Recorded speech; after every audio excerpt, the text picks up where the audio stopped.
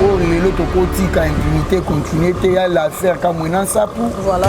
Ba dossier Bundu de Congo ezali ba dossier CB ça. OK. Bon, Ba expert il a refusé que ba maître na yeto bato ba komisa ki wana aller kana pour travailler dans la dette morale.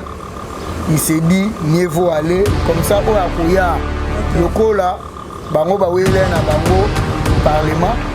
Ba wela ipe Sénat ba bosana na bango justice. OK. Ba tuneti ba cardinal oto na bango lelo soto bito zo nsa république lobby.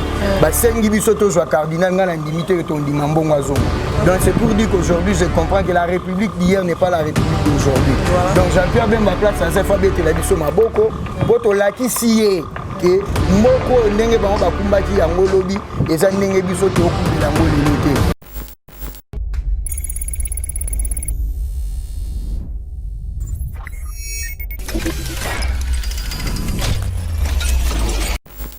Mbote na balandi nyonso balandaka Yeba TV de partout dans le monde bipa yuapi vraiment bozwa kabiso na kati émission ya éco-politique o ememela kabino toujours ba actualité politique ya République démocratique du Congo lelo tokolobela ba sujet belé na kati émission na biso notamment ba marche o esalemi pour na koloba non na mwana mboka Ronsard Malonda entre na compte ya UDPS et puis bande connaissance pe à la muka o ba marche qui pour na koboya bongo candidature ya mwana mboka Ronsard Malonda na kati ya CENI ya mboka na biso. Et ça vraiment sujet où tu aborder le na mokolo et na quatre émissions na émission ya lelo tokolobela pe lisusu makambo matali d'émission il y a Benoît Luamba wazali bongo président ya cour constitutionnelle déjà la présidence de la République à travers les directeurs de cabinet adjoint monsieur Eberon de Kolongele déjà ba signé déjà ba validé pour na ba été que ba ndimi bongo d'émission ya mwana mboka ici la bongo na kosalema tokolobela ngo na quatre émissions ya lelo et enfin toko aborder quelques questions d'actualité ndenge za la kaka ya jour du jour ya kata mboka na biso à travers ba sujet oignon sona aborder wana na embeli bino mwana mboka Alain Kayembe o vraiment ebele ba yebi déjà na kata Yeba TV azali moko ya bande ko na biso ya Ligue de jeunes ya UDPS yene vraiment toko débattre na sur ba sujet oyo na avancé na grande ligne émission na biso. Bonjour Alain Kayembe. Bonjour maman journaliste. Mwana mboka to lundi vraiment ba note circulaire ya présidence de la République déjà va prendre bongo acte il y a démission il y a président ya cour constitutionnelle Benoît Lamba yo réaction les ali boni par rapport il y a note wana. Merci beaucoup. Ndingo ya mbinga lisusu pour une fois na émission na yo. Et avant de bande émission, je préférais d'abord présenter ma condoléance na ba famille au basi na Rubungi Sabatu.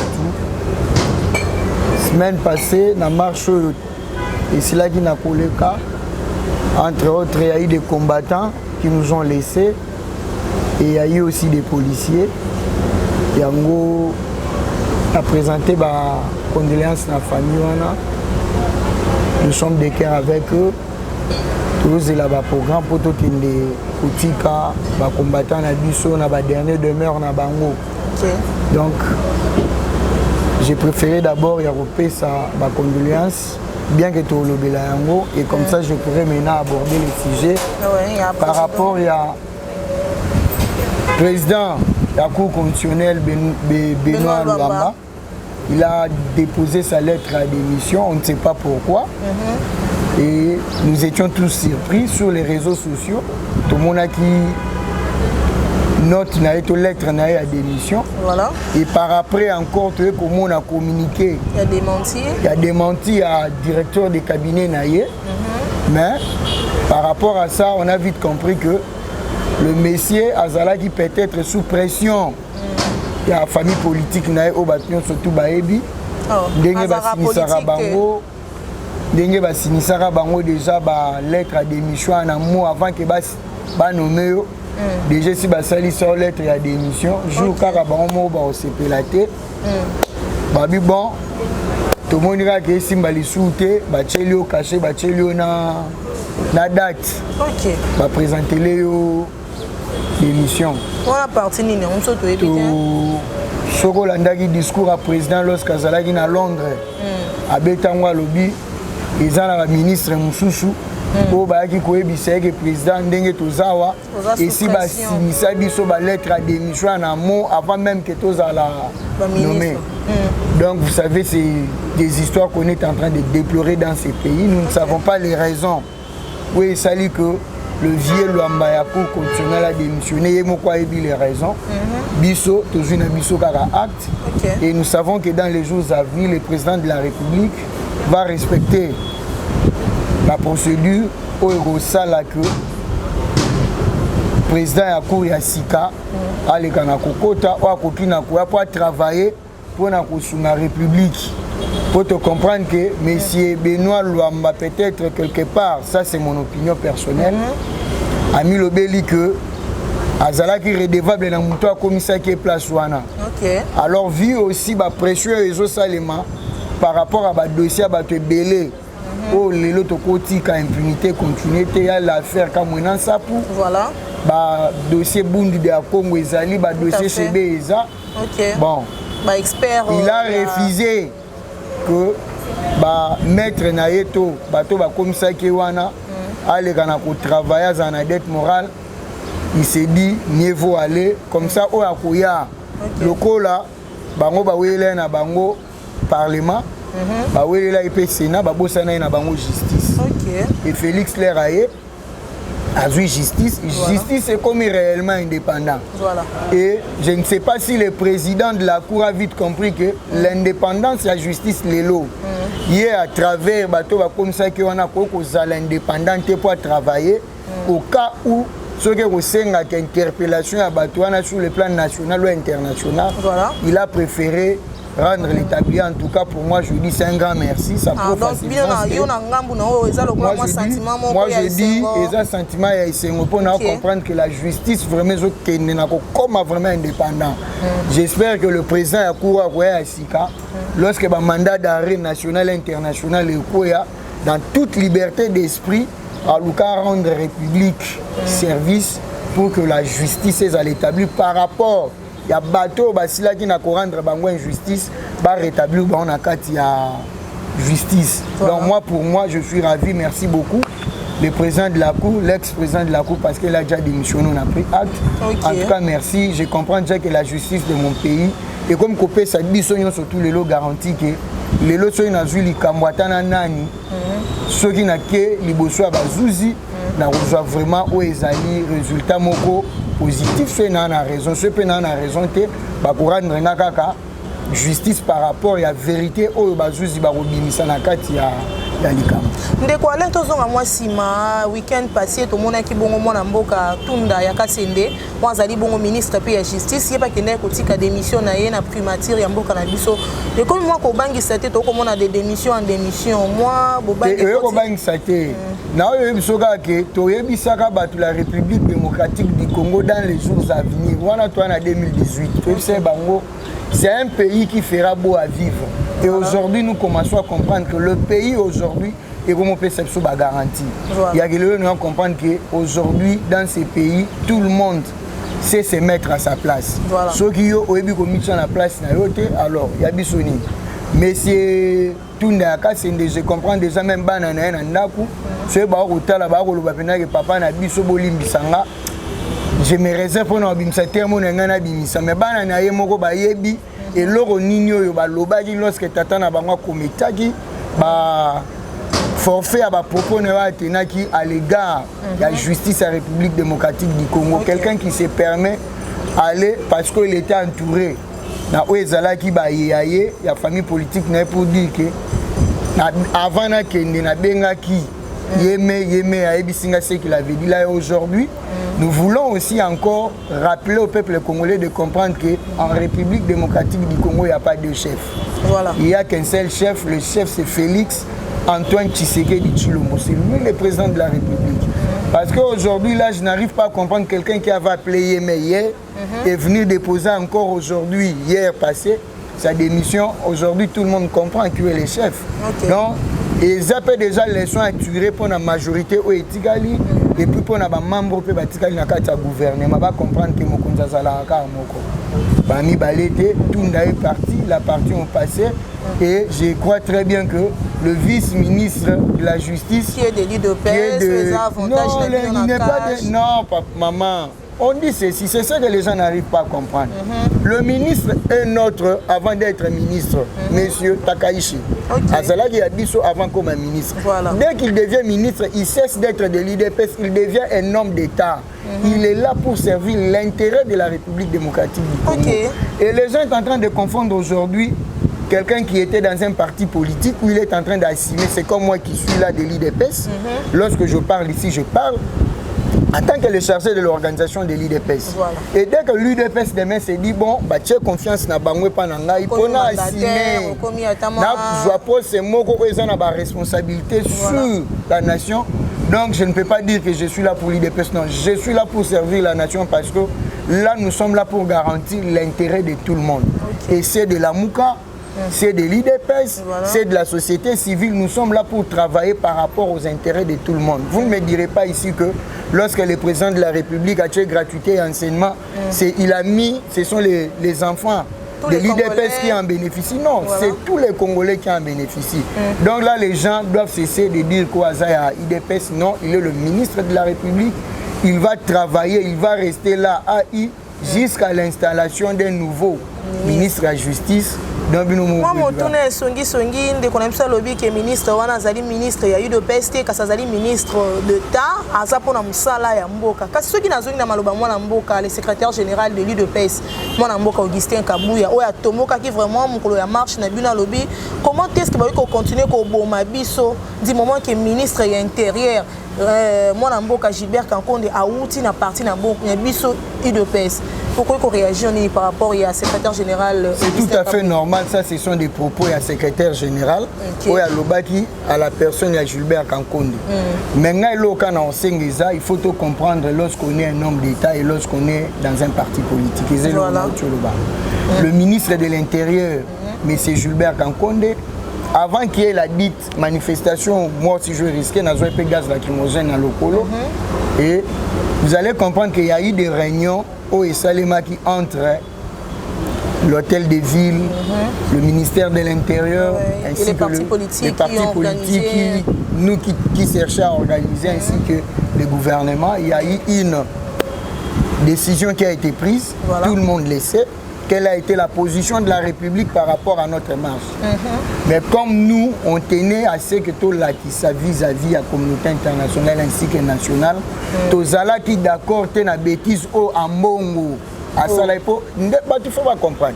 Et comme les problèmes, les problèmes les gens ressemblent à longue il faut tous on a cause. Oui, mais va sur place. Donc c'est pour dire aux gens que ceux qui désordre il y a marque Wane Salemaki parce qu'il y a eu, ça on doit se le dire, il y a eu violence, il y a la police qui a tué sur les gens parce que moi-même j'ai été victime, j'ai été victime et il y a eu aussi du côté de la police aussi il y a eu des dégâts, ça on doit être rationnel. Voilà. Pourquoi nous sommes arrivés là? C'est compte tenu au comportement, il y a ma baie, il y a bateau bisoto komona baba senga nzambe la mboko.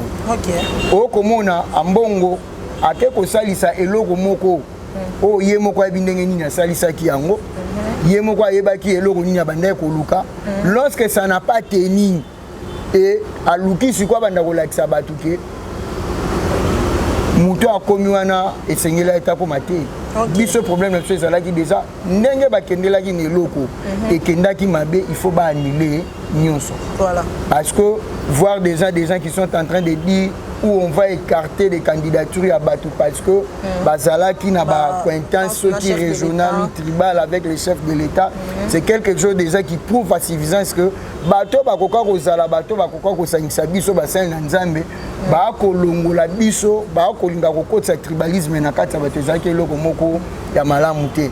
Et puis ngwana kana na lobaki soko tali bien lorsque tokendaki San City en 2003 basengaki na CENI ba créer loko moko boy pour banda ko organiser élection pour ba comprendre qui que ba politique soki ba ko organiser kaka loko et ko créer ba problème pour ezana ba avantage na bon mais to luke loko moko oyo koya commettre batunyo surtout d'accord mais tu peux comprendre lelo même eloko wana o basala ki pour ma solution na problème o bat babanga ki na 2003 lelo e ko rattraper biso o komona que même seni yango ole ezala indépendante lelo bat ba comme kotala ba intérêt na bango pour lelo ambongo al si de mon intérêt quel a été son intérêt par rapport à nini ya seni et il veut servir neveu na Jean-Pierre Bemba.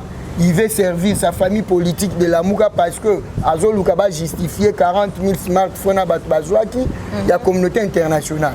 Donc vous comprenez déjà qu'il y a déjà la fois passé dans l'Obaki, il faut comprendre que ministère intérieur, il faut avoir la responsabilité. Il y a organiser les élections. Pour tout le monde, même les pasteurs en haut, tout cela qui va décevoir. Pour l'autre, ça pouvait aussi engendrer quelque chose. Mais le bon Dieu, tellement qu'il aime la République, ce qui est passé, c'est l'équipe, faut total là, Liboso pour batuneti ba cardinal otoana bango lelo soto bito zone sa République lobby. Ba sengi biso to zo cardinal ngana ndimité to ndimambongo azongo. Ok. Mon amboka Jean-Pierre Bemba lobby azabongo président et MLC ensemble na population congolaise ba marcha ki lobby na compte ya coalition la muka ezaki bongo marche au bande ko ba initier ki pona kolobaka ka non na ressemble malonda ndenge bino pe na UDPS bo marcha ki la fois passée ndeko ko résumer marche lobby na ndenge nini ya liboso par rapport à nous poser une question pour un dossier à propos à CG pour na Gilbert il est le ministère de l'Intérieur de la République.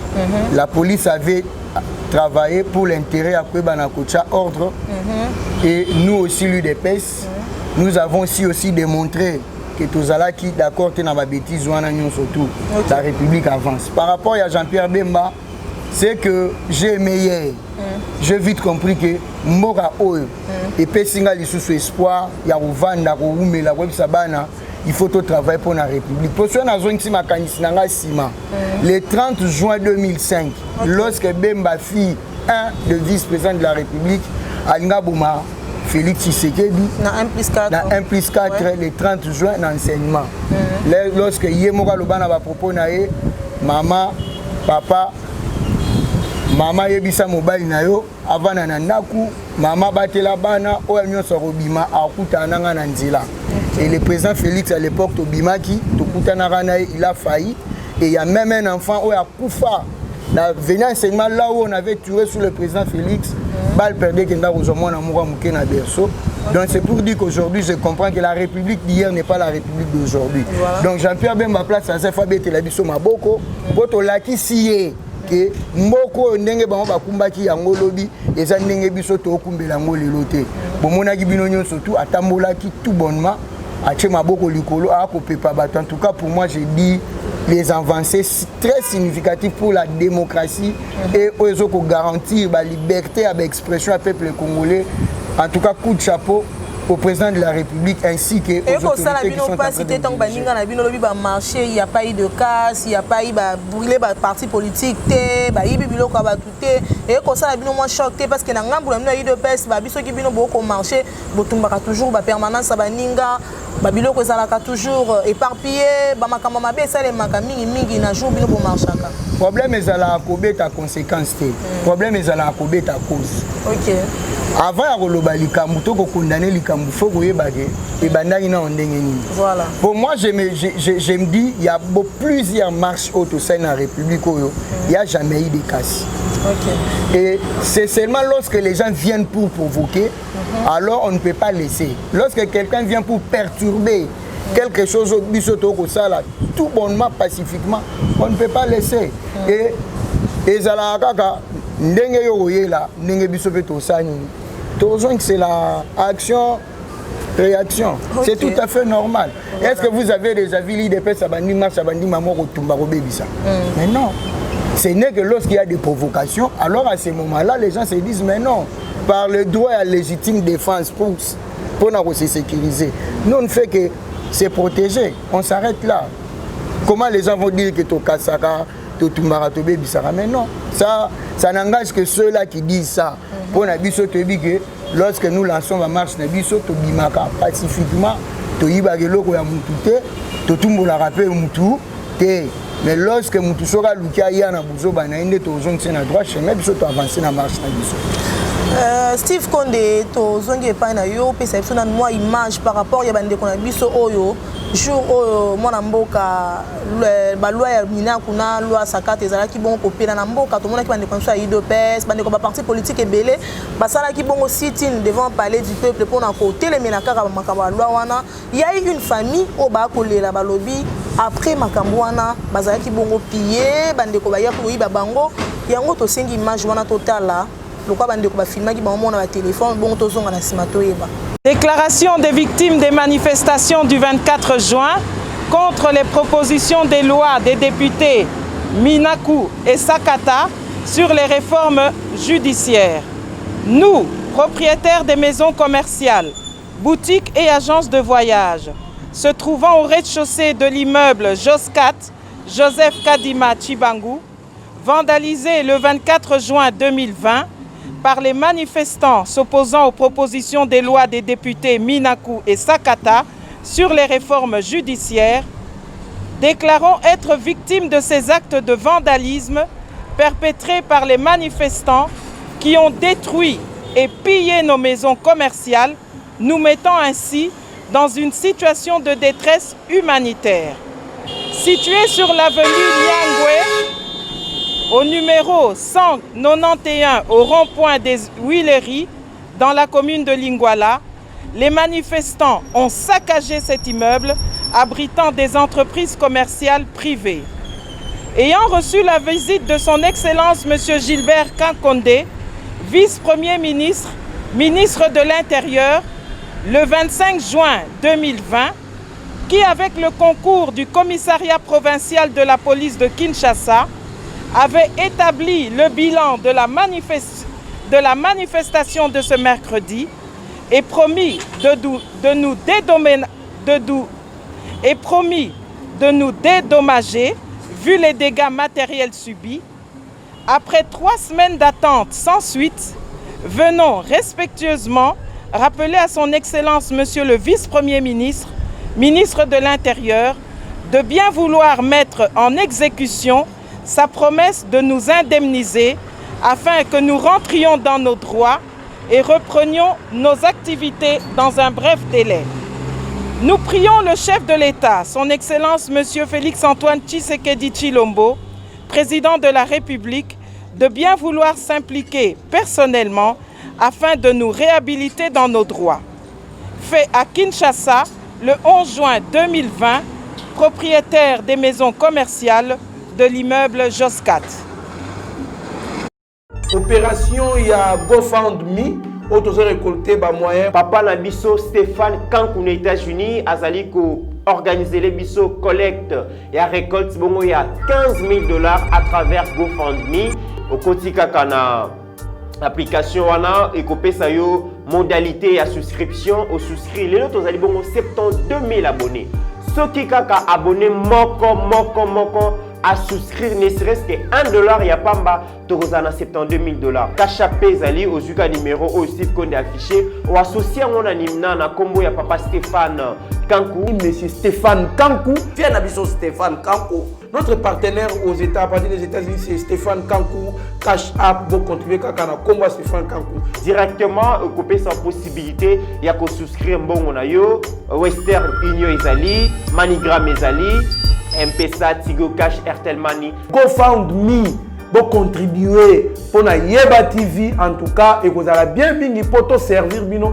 na lolenge bolingi la to servir bino $15,000 ezali belé mais pour na Yeba TV votre chaîne ezamuki par soutien nyonso o bosanango bozo sala kolona biso kolope abatela bino bosunga biso dans 1 ou 2 semaines toko kisambongo wana tout ça ba matériel sophistiqué ba matériel professionnel pour permettre à ce que notre réalisateur aka muisabino na musala wa kosala parce que bolobi Yeba TV c'est la qualité Yeba TV c'est le professionnalisme merci na bande ko nyoso ba soutenir biso kaka ndenge musalo ezokende to lembate kobondela po na mboka na biso la République démocratique du Congo. Alain Kayembe tolandi image ya bande konamso ba kolela balobi ete après City Noana bazala ki bongo menacer mini ba koteli bango yo ko koloba nini par rapport à image wana. Bon, je sais très bien que dans l'activité surtout il y a toujours des hommes issus de la mauvaise foi qu'on a discrédité, qu'on salit l'action et battu. Et en regardant l'action, on a la loi Sakata, comment est-ce que les policiers se sont comportés, ainsi que les combattants de l'IDPS et tous ces Congolais-là qui n'ont pas voulu de cette histoire, qui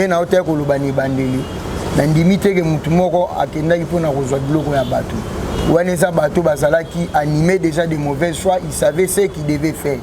Alors c'est par là que je voudrais interpeller la police congolaise pour bilonga batouana ezomonana et heureusement bakolo biloko baibi bazala qui n'a filmé na ba téléphone, ils ont filmé et ce que je demanderai seulement, je demanderai au commissaire provincial de la ville province de Kinshasa, M. Sylvano Kasongo, ainsi que les chargés de l'opération adjoint en tout cas basa musana bango bilonga batouana ezomonana. Je sais très bien que la police n'a est très organisée et ils savent comment ils peuvent récupérer tous ces gens-là comme ça. Famille wana obayibi biloko na bango baleka na kozongisa bango na kati ya badroit na bango. Et ça ba comportement moko toko toléré dans l'avenir.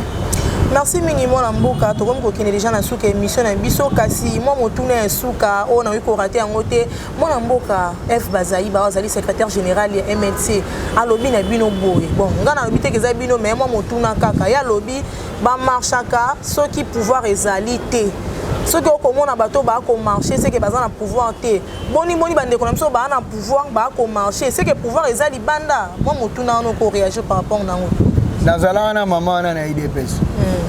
Maman Eva Bazaï batozala ni na IDPS. Soki eza parmi bato ba travailler pour que maman wana azala chassé de l'IDPS, je suis parmi ceux-là oui. Ça je l'ai dit lorsqu'il s'est décidé de nous trahir pour que l'anda Jean-Pierre Bemba.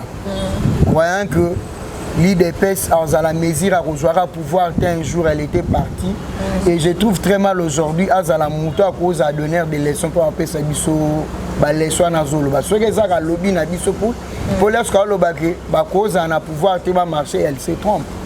Aujourd'hui il y a des grandes parties. Il y a que des partis politiques n'aiment que ça la biloko wana. Soki bozana nos partis politiques bokoki ko sala makambo ba parti politique ya solo ça la raté. Tu es toujours à ANC à pouvoir. Mais lorsque ça ne marche pas en Afrique du Sud, là ANC a bimara ici ba konzina ya mboka. Oh ba ko diriger pour bangwa lobby non, le pays va mal. Mais c'est de même avec l'IDPS qui est un parti politique. Et lorsqu'on a tué déjà ici Bango Bazalagi n'a pas un plus 4, qu'est-ce qu'ils ont fait comme réaction? Pour dire que non, c'est nous qui dirigeons, en tout cas les pays vont mal. Bah, ça la moitié. Mais nous tels que nous sommes là, nous sommes Moutou et en a pouvoir. Soka yé bien moté Léon non yébissé. Voilà. Maman Yoka Moutou et en a pouvoir. Moutou et en a pouvoir. Nzoto n'a pas membre na ngunion se tikali et en opposition pour sécuriser Moutou et en a pouvoir. Bon matabo kita. Na opposition. Na pouvoir to récupérer pour beaucoup de l'eau. Voilà, to komi na suka ya émission na monsieur Lelo, mon amboka Alain Kayembe peut-être un message no ya suka pour to boucler définitivement émission na monsieur. Message à suka ezaka le monde entier to ko le kanaba moment moko très difficile. Oh lelo mon même ici chez nous, la situation économique ne marche pas parce que la maladie, la pandémie, lelo sali que mokili mbato za na ba difficulté toza nango yango na ko senga toujours peuple congolais to perdre espoir te oyo to ko vivre eza période mo ya mukie et le kanango le bonheur eza d'ici là to vivre bonheur na mboko to souhaiter ka ba bonne chance na président de la République na gouvernement na batignon surtout congolais surtout ainsi que la jeunesse de l'IDPS ba ko lo ba mingi. Mais je demande à notre jeunesse d'être calme. Nous sommes là, nous devons travailler pour ce pays. Toya quitté, pour tous s'enrichir, mais Toya qui, pour tous pouvoir te rendre service dans le peuple congolais. Donc, le peuple congolais tous à calme. D'ici là, ceux qui malades et l'équipe ramener sauter pour les canangos très bien. Donc la famille peut couper les batuna Covid-19, mes condoléances. Nous sommes de cœur avec vous parce que nous savons la situation elle est très difficile. Donc il n'y a pas beaucoup à dire parce que le moment elle est vraiment très difficile. Voilà. Merci Mingindeko Alain Kayembending, on dit qui vraiment invitation à M. Mokona Lelo. Merci beaucoup à toi Meshak Ochoudi pour la image qui toko vraiment au copé sa monde entier. Merci Mingina Steve Konde pour la réalisation. Merci l'équipe technique Mumbai Eba TV, notamment Mitera Naya, Trésor Kandolo, Die Biemba, Mike Chiswaka ainsi que Rabi Moukoko. Sans oublier Eric Moubiala, l'équipe Mobimba Eba TV, Pasteur Guili, Cholet, Binono Sobambote na Bino et puis na pesi mingi Bambote nanga. Na ba fan club nanga obalandakanga tout le jour. Cornélie Mounongo, Bambote Nayo, mon vieux Roger, les combattants, Anne Chulungu, Armand Omeonga et puis enfin Gisèle Mobandomer doubleur, Bambote Nabino. Et ceux qui sont en tout cas, Nabino Tomonani na Mikolo Mikoya.